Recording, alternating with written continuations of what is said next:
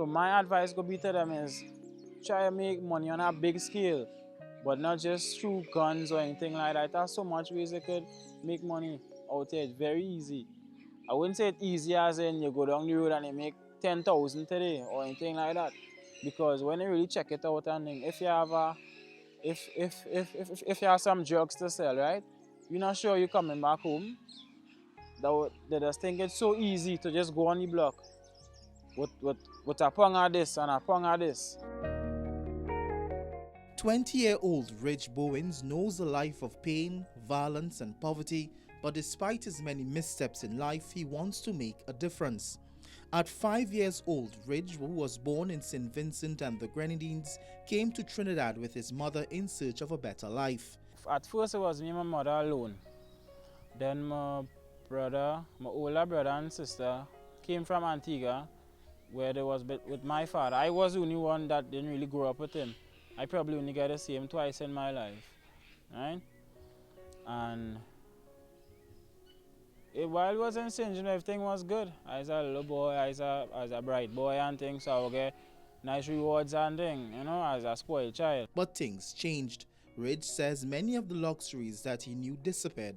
He tells us that his move to Mova is when he became violent. I go say when things really started changing is when I reached into Mova. Had this specific 3 days back to back. That's after everything done in the house, everything done. Every single thing done in the house. Can't find a 25 cents because we done spend all that already. Can't find none of that, right?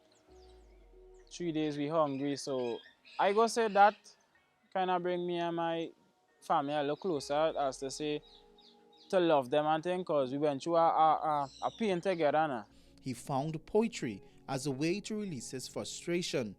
This is me, and I can't speak about no one but myself. Reflecting on life, I shock myself because the pain inside can't be cured by wealth. A broken spirit and a broken pocket.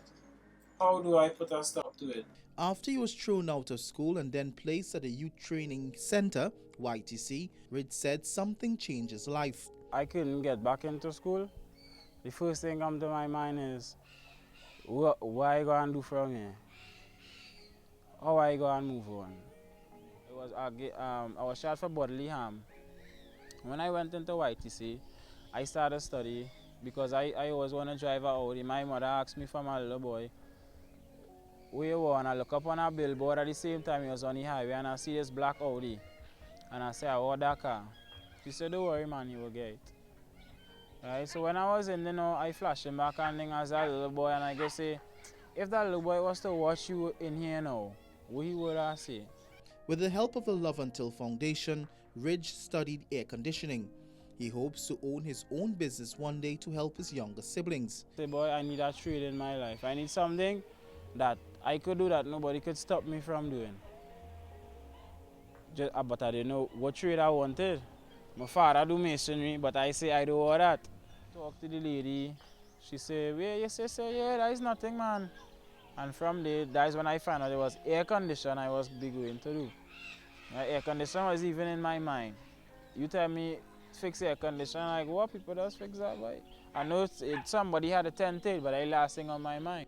After only 2 decades of life, Ridge has been through things many of us cannot understand. More like a lone wolf.